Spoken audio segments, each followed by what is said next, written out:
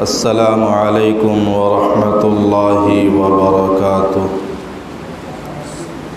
الحمد للہ وکفی وسلام علی عبادہ الذین اصطفی، اما بعد فاعوذ باللہ من الشیطان الرجیم، بسم اللہ الرحمن الرحیم۔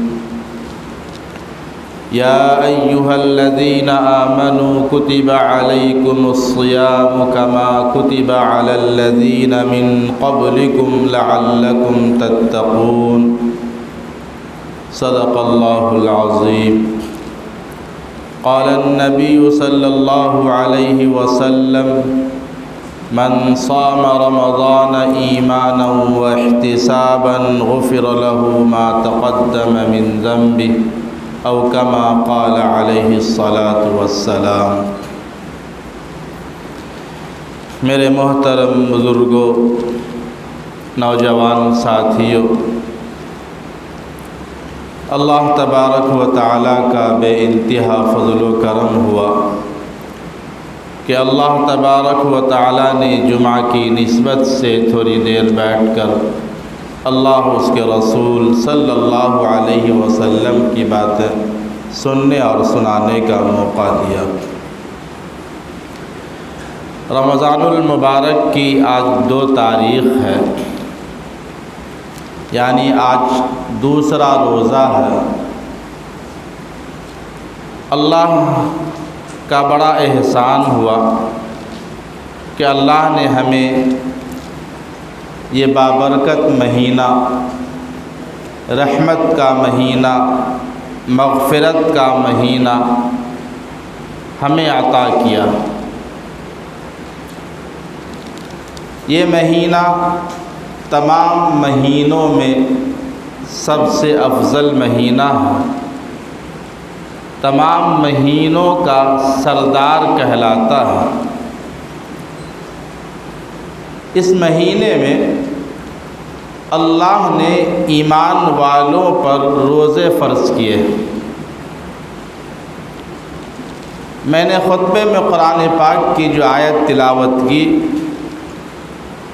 اس کا مفہوم یہی ہے کہ اے ایمان والو، تم پہ روزے فرض کیے گئے جیسا کہ پچھلی امتوں پہ روزے فرض کیے گئے تھے، تاکہ تم پرہیزگار بن جاؤ، متقی بن جاؤ۔ یہ روزے صرف ایک مہینہ 29 کا ہو تو 29 دن روزے رکھنا ہو، اور اگر مہینہ 30 کا ہے تو 30 دن روزے رکھنا ہو۔ ایمان والوں پہ روزے فرض کیے گئے، خواہ وہ مرد ہو یا عورت ہو، جوان ہو یا بوڑھے ہو، پڑھے لکھے ہو یا ان پڑھ ہو، سب پہ روزے فرض۔ الحمدللہ جن لوگوں کے اندر ایمان ہے وہ اس فرضیت پر اور اس حکم پر عمل کرتے ہیں، اور جن کے اندر ایمان کی کمزوری ہے، اللہ کے حکم اور اللہ کے اس فرمان پر یقین نہیں رکھتے، وہی لوگ روزہ نہیں رکھتے۔ اسلام کی بنیاد 5 چیزوں پر ہے، ان میں سے ایک رمضان کا روزہ رکھنا۔ ہم رمضان کے روزوں کو بہت ایزی لے لیتے ہیں اور روزہ رکھنے کا اہتمام نہیں کرتے۔ رمضان کا روزہ ایسا روزہ ہے کہ اگر ایک روزہ ہم سے چھوٹ جائے، پوری زندگی اس روزے کی بھرپائی کے لیے پوری زندگی روزہ رکھیں تو بھی بھرپائی نہیں ہو پائے گی، اس کا حق ادا نہیں ہو پائے گا۔ اس لیے میرے محترم بزرگوار دوستو، میں سب سے پہلی گزارش اپنے بھائیوں سے، نوجوانوں سے، دوستوں سے کروں گا کہ روزہ رکھنے کا اہتمام کریں۔ روزہ فرض ہے، اللہ کا حکم ہے، اس لیے روزہ رکھنے کا اہتمام کریں۔ یہ جو عشرہ چل رہا ہے یہ پہلا عشرہ کہلاتا ہے۔ رمضان کے پورے مہینے کو 3 عشروں میں تقسیم کیا گیا۔ پہلا عشرہ رحمت کا جو ابھی چل رہا ہے، دوسرا عشرہ مغفرت کا جو آنے والا ہے، تیسرا عشرہ جہنم سے آزادی کا ہے جو آخر میں آئے گا۔ یہ 3 عشرے ہیں۔ ابھی ہم اور آپ پہلے عشرے میں داخل ہیں جو رحمت کا عشرہ ہے۔ ہم پہ اللہ کی رحمت کب نازل ہوگی؟ ہم اللہ کی رحمت سے فائدہ اٹھانے والے کب ہوں گے؟ جب ہم اللہ کے حکموں کی پابندی کریں گے، جب ہم اللہ کے احکام کو بجا لائیں گے۔ اگر ہم یوں ہی رمضان کو گزار دیے اور جس طریقے سے گزشتہ 11 مہینے ہم لغو و لعب میں رہے، کھیل کود میں رہے، من مانی زندگی گزارے، ویسے ہی رمضان کو بھی گزار دیے تو رمضان تو گزر جائے گا لیکن ہماری آخرت خراب ہو جائے گی۔ حدیث کے اندر آیا ہے کہ رمضان المبارک کا جو مہینہ ہے، جب اس مہینے کو اللہ تبارک و تعالی، اس مہینے کی وجہ سے اللہ تبارک و تعالی جنت کو 1 سال سے مزین کرتا ہے، 1 سال سے اس کو سنوارتا ہے۔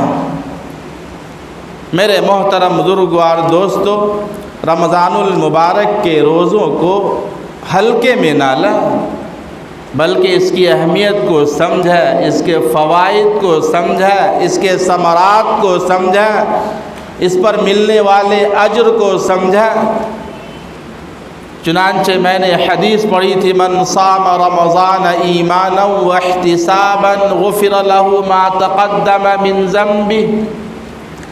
جو ایمان والا ایمان و احتساب کے ساتھ، احتساب کہتے ہیں ثواب کی امید، جو شخص ایمان و احتساب کے ساتھ رمضان کا روزہ رکھے گا، اللہ تبارک و تعالی اس کے پچھلے سارے گناہ معاف کر دیں گے۔ کتنا بڑا فائدہ ہے، کتنا بڑا اجر ہے، اس کے بے شمار اجر ہے۔ سب سے بڑی بات، سب سے اہم بات یہ ہے کہ جیسے ہی ہم رمضان کا روزہ رکھیں گے، اللہ تبارک و تعالی ہمارے پچھلے سارے گناہ کو معاف کر دے گا۔ جیسے ہی انسان پہلا روزہ رکھتا ہے، اس کے اندر سے جو گناہ ہیں اور جو غلاظتیں ہیں، اللہ تبارک و تعالی اس کو صاف کرنا شروع کر دیتا ہے۔ من صام رمضان ایمانا واحتسابا غفر له ما تقدم من ذنبه۔ ایمان و احتساب کے ساتھ جو روزہ رکھے گا، اللہ اس کے پچھلے سارے گناہوں کو معاف کر دے گا۔ پہلا کام روزہ رکھنا۔ دوسرا کام اس ماہ مقدس میں خصوصیت کے ساتھ نمازوں کا اہتمام کرنا۔ یوں تو زندگی میں روزانہ 5 وقت نماز ایمان والوں پر فرض ہے، پڑھنا ہی پڑھنا ہے، لیکن خصوصیت کے ساتھ اس ماہ مقدس میں نماز کا اہتمام ضرور کریں، اور نماز تکبیر اولیٰ کے ساتھ پڑھنے کا اہتمام کریں۔ تکبیر اولیٰ کا مطلب یہ ہے جیسے ہی امام اللہ اکبر کہہ کے نیت باندھے، آپ بھی اس کے ساتھ نیت باندھ لیں۔ تکبیر اولیٰ کے ساتھ 5 وقت نماز پڑھنے کا اہتمام کرنا ہر مسلمان پہ فرض ہے۔ میں یہ باتیں اس لیے کہہ رہا ہوں کہ بہت سے لوگ روزہ تو رکھ لیتے ہیں لیکن نماز میں کوتاہی کرتے ہیں، نماز میں سستی کرتے ہیں، پڑھ تو لیتے ہیں بعد میں پڑھتے ہیں، قضا کر لیتے ہیں۔ نہیں، کم از کم رمضان المبارک میں جہاں ہم روزے کا اہتمام کر رہے ہیں، ایک فرض کا اہتمام کر رہے ہیں، تو دوسرا ایک فرض جو عظیم الشان عبادت میں جس کا شمار ہوتا ہے نماز ہے، نماز کا اہتمام تکبیر اولیٰ کے ساتھ کرنے کا اہتمام کریں۔ آپ کو معلوم ہے، حدیث مشہور ہے، رمضان المبارک میں کوئی ایک فرض نماز پڑھتا ہے تو 70 نماز پڑھنے کا ثواب ملتا۔ یہ فضیلت عام دنوں میں نہیں ہے، ایک فرض پر 70 گنا اضافہ ہو جاتا ہے ثوابوں کے اندر۔ اور کوئی انسان 2 رکعت نفل پڑھتا ہے تو فرض پڑھنے کے برابر کا اس کو ثواب ملتا ہے۔ اتنا بڑا ثواب ہے، اللہ کی طرف سے اتنا بڑا انعام ہے، تو کیوں نہ ہم اس میں بڑھ چڑھ کر حصہ لیں، سبقت کریں، جیسی ہی اذان ہو نماز کے لیے مسجد کی طرف دوڑیں، نماز کا اہتمام کریں، بلکہ پہلے سے فکر مند رہیں، تیار رہیں کہ ظہر کی نماز کا وقت ہو رہا ہے، ظہر کی نماز کو جانا ہے، عصر کی نماز کا وقت ہو رہا ہے، عصر کی نماز کے لیے جانا ہے، مغرب کی نماز کا وقت ہو رہا ہے، مغرب کے لیے جانا ہے۔ یہ فکر پہلے سے ہونی چاہیے۔ بہت سے لوگ رمضان المبارک میں صرف مغرب کی نماز کا اہتمام کرتے ہیں، صرف مغرب کی نماز کا۔ روزہ کھول لیے، روزہ کھولتے ہی بھاگتے ہوئے مسجد میں آئے، 3 رکعت فرض پڑھ لیے، سنت بھی نہیں پڑھتے چلے جاتے ہیں۔ صرف روزہ کھولنے کے بعد ہی ایک نماز سمجھتے ہیں کہ پڑھنا ضروری ہے۔ میرے محترم بزرگوں، اللہ نے دن میں 5 وقت نماز کو فرض کیا، 5 وقت۔ تو دوسرا کام یہ کرنا ہے کہ نمازوں کا اہتمام کریں۔ آپ کے گھر کے قریب جو مسجد ہو وہاں پر جائیں۔ اگر آپ آفس کے اندر کسی کمپنی کے اندر کام کرتے ہیں اور وہاں پر آس پاس میں مسجد نہیں ہے تو وہیں پر جماعت بنانے کا اہتمام کریں۔ بہت سی کمپنیوں میں بہت سارے احباب جو نماز کے عادی ہے تو وہ اس کا اہتمام کرتے ہیں، انہی میں سے کوئی ایک امام بن جاتا ہے، نماز پڑھا لیتا ہے۔ انسان کرنا چاہے اور وقت پہ نماز پڑھنا چاہے تو اس کے لیے کوئی مشکل نہیں ہے، کوئی مشکل نہیں ہے، اس کے لیے راستے آسان ہوں گے۔ آپ سفر میں جا رہے ہیں، نماز کا وقت ہوا، آج تو الحمدللہ جگہ جگہ گلی گلی محلے محلے میں مساجد ہیں، جگہ جگہ آپ کہیں بھی چلے جائیں آپ کو مسجد مل جائے گی آپ کو۔ تو جو آدمی نماز پڑھنا چاہتا ہے وہ اس طرح کا اہتمام کرتا ہے کہ اگر مسجد نہیں ہے تو 2-4 ساتھی مل کر کے اسی میں سے ایک امام بن جائے، نماز پڑھ لے، تو نماز کا اہتمام کریں۔ ایک واقعہ کتابوں کے اندر لکھا ہے کہ ایک خاتون کا انتقال ہوا، اس کو لوگوں نے جا کر کے دفن کر دیا۔ تدفین کے وقت اس خاتون کے بھائی کے جیب سے پرس گر کر کے قبر میں چلا گیا اور اس پرس کے اندر قیمتی کاغذات تھے، ضروری کاغذات تھے۔ قبر کو بند کر کے لوگ چلے آئے۔ گھر آنے کے بعد بھائی کو خیال آیا کہ میرے جیب کا پرس شاید قبر کے اندر رہ گیا۔ علماء سے مشورہ کیا، فتویٰ لیا کہ اس میں قیمتی کاغذات ہیں، کیا قبر کو کھول سکتے ہیں؟ آج ہی دفن کیا گیا ہے۔ تو علماء نے اول منع کیا کہ شرعاً جائز نہیں ہے، بہتر نہیں ہے، لیکن چونکہ کاغذات ضروری تھے تو انہوں نے کہا کہ تھوڑا سا کونا کھول کر کے آپ وہ پیپر کاغذ نکال لیں، پرس نکال لیں اپنا۔ تو وہ بھائی اس فرض کے خاطر اپنی بہن کی قبر کو جب بھی کچھ گھنٹے پہلے دفن کی گئی تھی اس قبر کو کھولا تھوڑا سا تو دیکھا کہ قبر کے اندر عذاب ہو رہا ہے، پورا قبر جہنم کی آگ سے بھرا ہوا۔ ابھی تھوڑی دیر پہلے بہن کو تدفین کر کے آئے تھے اور تھوڑی دیر کے بعد دیکھا تو یہ منظر دیکھ کر وہ کانپ گیا، پریشان ہوا کہ آخر معاملہ کیسے؟ میری بہن تو نماز پڑھتی تھی، ایک نیک تھی اور بہت محتاط رہتی تھی۔ گھر واپس آ کر کے والدہ سے پورا واقعہ سنایا، کہا کہ میں نے قبر کے اندر عذاب ہوتے ہوئے دیکھا ہے، پورا قبر آگ سے بھرا ہوا ہے، آخر کیا معاملہ تھا ہماری بہن، کیا کمی تھی اس کے اندر، کیا کرتی تھی وہ؟ تو ان کی ماں نے بتایا شاید یہ عذاب اس کو اس وجہ سے ہو رہا ہے کہ وہ نماز کو بعد میں پڑھا کرتی تھی۔ وقت پہ پڑھنے کا، نماز ٹائم پہ پڑھنے کا وہ کہتی تھی تھوڑی دیر سے پڑھ لیں گے، نماز پڑھنے میں تاخیر کرتی تھی، نماز چھوڑتی نہیں تھی، تاخیر کرتی تھی۔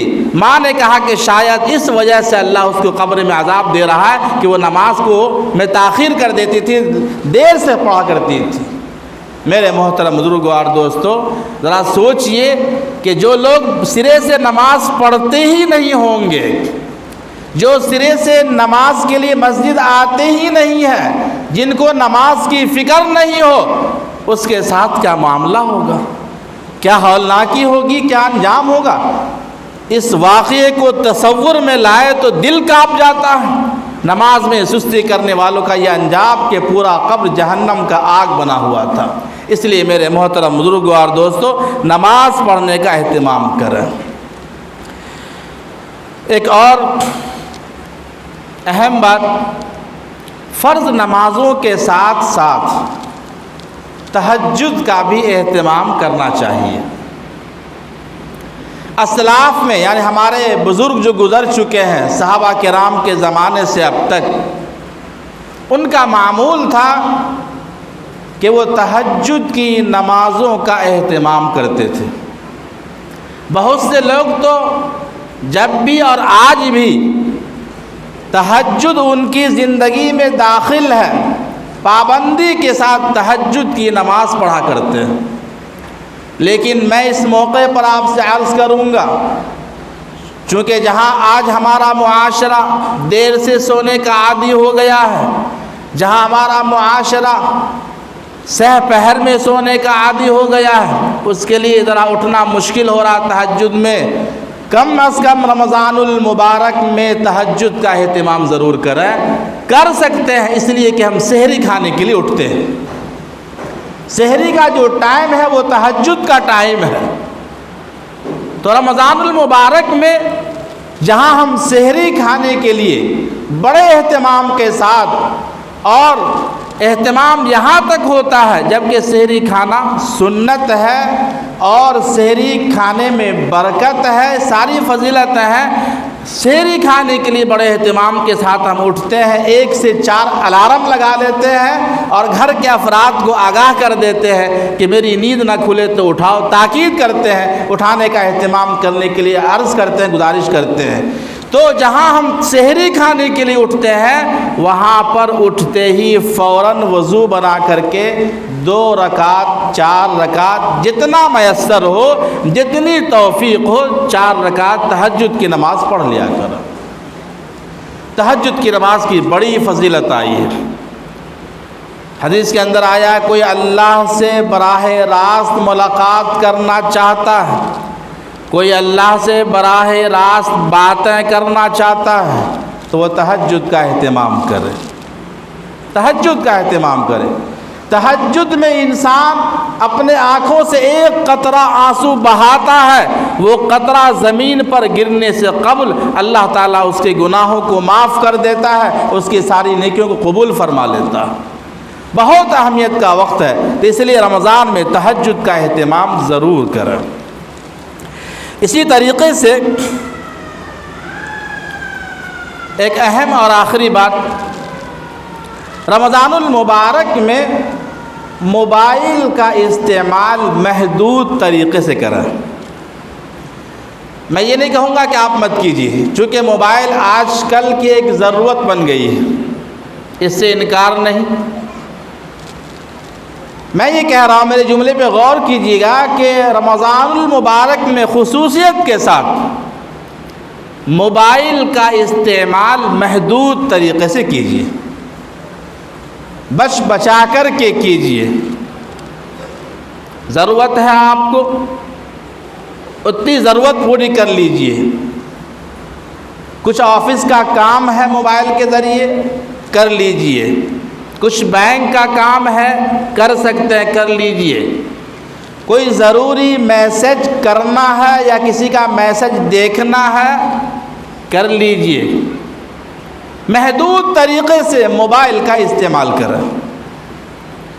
اگر رمضان المبارک میں بھی ہم نے موبائل سے اپنے آپ کو نہیں بچایا تو یاد رکھیے موبائل پہ بہت کچھ آتے ہیں، موبائل میں بہت کچھ ہے جس کو آپ ہم سے زیادہ جانتے ہیں۔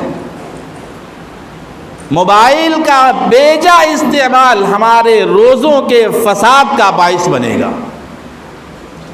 ہماری نیکیوں کو کھوکھلا کر دے گا، ہماری نیکیوں کو برباد کر دے گا۔ ہم جو صبح سے شام تک بھوکے اور پیاسے ہیں اللہ کی رضا کے لیے، اس بھوکے اور پیاسے رہنے کو وہ ناکارہ کر دے گا۔ بہت بری چیز ہے موبائل، بہت خراب چیز ہے موبائل، اور بری اور خراب اس کے لیے ہے جو بیجا استعمال کرتا۔ اس لیے میرے محترم بزرگوں اور دوستو، خصوصیت کے ساتھ رمضان المبارک میں موبائل کے استعمال سے پرہیز کریں، ضرورت کے تحت استعمال کیجیے۔ اگر روزہ رکھ کر کے بھی ہم فحش فلمیں دیکھ رہے ہیں، یاد رکھیے روزہ ہمارا خراب ہو جائے گا۔ روزہ رکھ کر کے بھی ہم گانے سن رہے ہیں، ہیڈ فون کان میں لگائے ہوئے ہیں، یاد رکھیے ہمارا روزہ فاسد ہو جائے گا۔ موبائل کے ذریعے سے کچھ بھی آپ دیکھ رہے ہیں غلط چیزیں تو ہمارے روزے پر اس کا فرق پڑے گا، اثر پڑے گا۔ اس لیے موبائل کو بالکل کنارہ کر دیجئے، موبائل کو سائڈ کر دیجئے، ضرورت کے تحت لیجئے اور استعمال کیجئے، اس کے علاوہ اس کو سائڈ اور کنارہ رکھیے۔ اس کو رمضان المبارک کا مہینہ خیر خواہی کا مہینہ ہے، سخاوت کا مہینہ ہے۔ اس موقع پر خصوصاً غربا کا خیال رکھیں، مساکین کا خیال رکھیں۔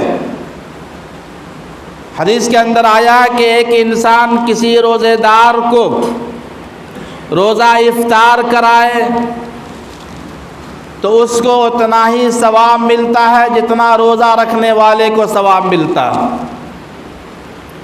صحابہ نے حضور سے کہا کہ ہم میں سے ہر کوئی شخص اتنی وسعت نہیں رکھتا، ہم میں سے ہر کوئی اتنا سامان نہیں رکھتا، تو حضور نے فرمایا ایک کھجور کے دانے ہی سے کیوں نہ ہو، ایک گھونٹ پانی سے کیوں نہ ہو، ایک گھونٹ لسی سے کیوں نہ ہو، تم ایک گھونٹ لسی کسی کو پلا کر کے روزہ افطار کرا دو گے، تم کو اتنا ہی ثواب ملے گا جتنا روزہ رکھنے والوں کو ثواب ملے گا۔ اس لیے اس کا اہتمام ضرور کریں۔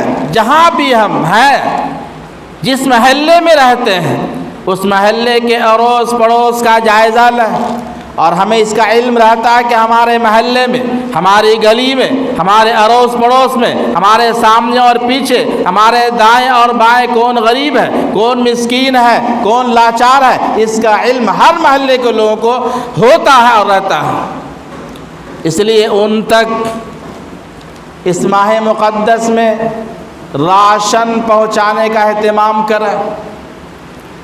اور ایک بات عرض کر دوں کہ راشن اللہ کی رضا کے لیے، دکھاوے کے لیے نہیں، فوٹوگرافی کے لیے نہیں، ویڈیو بنانے کے لیے نہیں، جس طریقے سے ہم روزہ رکھتے ہیں اللہ کی رضا کے لیے، جس میں ریاکاری نہیں، گھر کے اندر موجود ہے، گھر میں کوئی نہیں، فریج کے اندر ٹھنڈا پانی پڑا ہوا ہے، کھانے کی چیزیں ہیں لیکن نہیں کھاتے، اس لیے کہ ہم روزہ رکھے ہیں اللہ کے لیے۔